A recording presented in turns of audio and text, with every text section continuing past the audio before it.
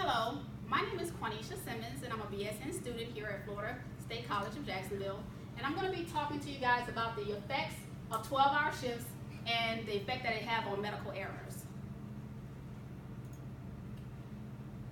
The PICO question related to our topic is, in a general healthcare setting, how does using evidence-based practice for staffing and scheduling compared to customary nurse staffing practices affect the number of medical errors over a 30-day period? And when we talk about evidence-based practice, there are three components when it relates to evidence-based practice. You have patient values, clinical expertise, and best evidence research. And we combine all of those things to get evidence-based practice. Throughout our talk today, we're going to talk about some different things. We're going to talk about the medical errors, the research evidence that is associated with it, and how to identify the effects of working extended hours and the effect that it has on medical errors. We will also be reviewing some of the outcomes, the recommendation guidelines, interventions for the nursing supervisor as well as the practicing nurse.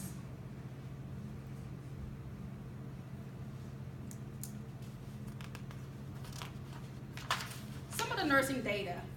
With the nursing data, we all know that according to the American Nurses Association, nurses are the largest group of healthcare providers. And there are currently over 3.1 million active practicing nurses. And of that, even though we have that many nurses, there's still actually a nursing shortage. And the 12-hour shift policy was kind of initiated in order to bring value to the nurses as they work with their patients, allow nurses flexibility, as well as allowing them the opportunity to bond with their patients and have that nurse-to-patient relationship. But the research findings tells us that extended hours is not best for the patient. It also has a negative effect on the nurse as well. So you always want to be aware of the safe practices by reviewing evidence-based practice.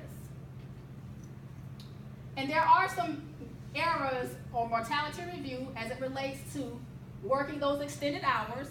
And according to the Washington State Nurses Association, there's a 31% chance that a patient will die post-surgery related to a nurse that is working extended hours. We also learned through our research that you are 3 times more likely to make an error. Aiken, which we'll talk about a little bit later, also did a lot of research, and in some of her research it was identified that related to that, you can have 7% increased failure to rescue and a 30% chance of dying within 30 days of your admission. And this is all related to working extended hours and fatigue of the nurses. So there's some guidelines that we're going to review in relation to this. So also we're going to have a test afterwards, so if you want to take some notes throughout these slides, you can as well. Medical errors classifications. According to one of the systemic reviews that I researched on Clendon and Gibbons, it's talked about 8 categories of medical errors. Lack of attentiveness is just basically misreading an IV or something like that, just not paying attention to what you're doing. Lack of agency concern or failure to advocate. When you're working with individuals that are nonverbal, if you fail to advocate for that patient, that can also be considered a medical error. Inappropriate judgment. It's just poor assessment skills. So you want to make sure that you're paying attention to your patient, because some of the things that are going on with them can identify whether or not they're in pain or something else is going on. So you want to be good with your assessment skills. Medication error, giving that medication via the wrong route, the wrong person, the wrong time. Medication error is a really big one that we'll discuss a little bit more as well. Missed or mistaken provider orders. Sometimes you have to read through the reports, and you want to make sure that you're getting all of the information as it relates to the order. And if you don't have proper information or enough information, you always want to clarify those orders. Lack of intervention on the patient behalf. When we talk about lack of interventions, that's like if you get an abnormal lab value that you see and it relates to something else, you want to make sure you're reporting those. Now in the hospital, the doctors have access to all of this, but when you're working in a facility that's still on paper, as the facility where I am, you want to definitely make sure that you're reporting these lab values to the doctor, to the provider, because they cannot always see that information. Lack of documentation errors. Documentation errors, you all know in nursing, if you don't document, it wasn't done. So you want to make sure you have thorough documentation. And lack of prevention. This relates to prevention of falls. So if you fail to protect this person from falls, you are in error. Infection control. If you do anything to cross-contaminate that individual, you are in error related to infection control.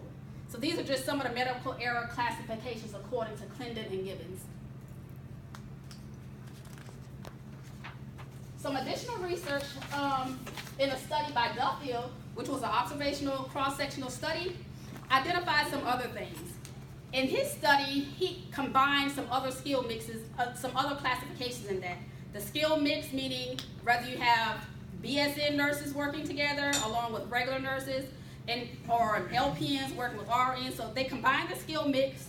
The job satisfaction was also combined in that.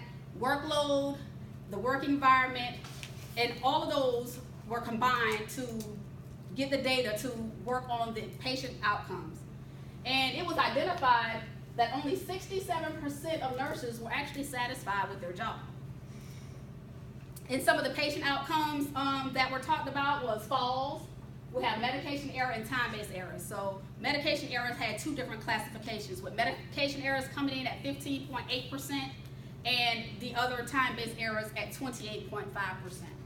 So with that, the results suggest that there's a big improvement factor that needs to be made when it comes to staffing with the workload of the nurses to lead for improvements on the patient's outcome. Additional research by Bay was a different study. In this study, it was a random sample study that was conducted by Bay, and in her study, she utilized the survey reports of 173 different nurses coming from North Carolina and West Virginia. And in this study, it was identified that nurses' injury as well as adverse patient outcomes were taking place, and that adverse patient outcomes were being done at a higher rate. So not only is working extended hours negatively affecting the nurses, it is also affecting the patient. Needle sticks were high, at 13%. You had sprains, and the highest for the nurses was verbal abuse. When you are tired, sometimes you may get loud with your patients, and that's considered verbal abuse. You have to treat them like they are human, like they are great patients. So you don't want to verbally abuse your patients. Some of the other medication errors, the highest one on the patient outcome was medication errors. So again, medication errors is popping up a lot when we talk about working extended hours.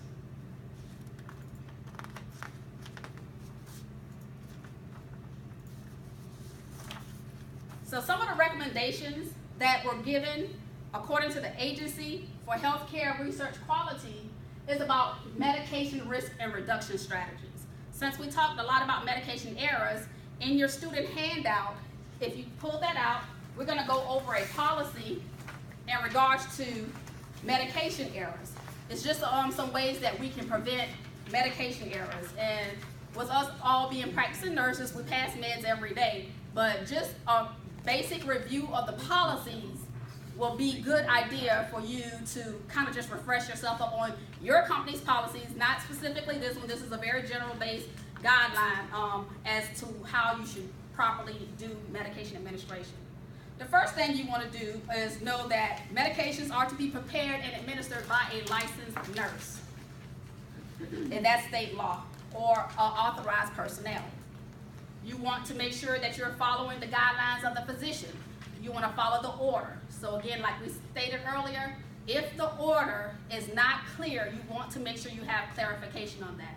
So if the dosage that the doctor has provided you is higher than what is expected of that patient versus their size, their age, and it doesn't look right to you, always call the doctor to get clarification on that. And the 8 rights of administering medication is the right person, the right drug, the right dose, the right time, the right route, the right method, the right documentation, and always the person has the right to refuse. So if they refuse their medication, we just want to make sure we document it. Medication should be administered either 1 hour before or 1 hour after the scheduled time, except in the instance where you have medications that are to be given prior to meals or after meals. You have to give those at the stated time. The right form. The medication should always be administered in the right form. If it's a crutch medication or if it's a liquid, you want to make sure that you're doing it in the correct format.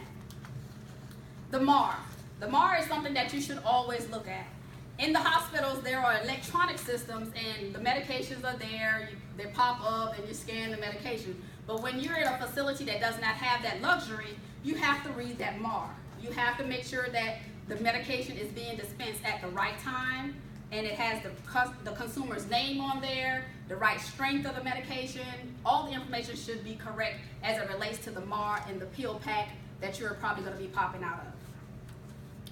Consumer identification. You always want to use 2 different identifiers when you're giving meds. Don't just always go by one identifier. You call the person by the name and then they might just answer. You might not know that they may be not coherent at the time and they're just answering. So you definitely want to use at least 2 different identifiers when you're passing your meds. And always do the proper procedures. Wash your hands, wash your hands, wash your hands before, after, touching meds. Infection control plays a good part in that. And documentation. On the MAR, you always want to make sure you document. And if that person refuses, you need to document why or, the information as it relates to the medication administration. And after you have administered all of your medications, you want to monitor the therapeutic benefits. You want to know if the medication that you are giving is therapeutic. If the medication is working or if it's not working, you want to present that information to the provider.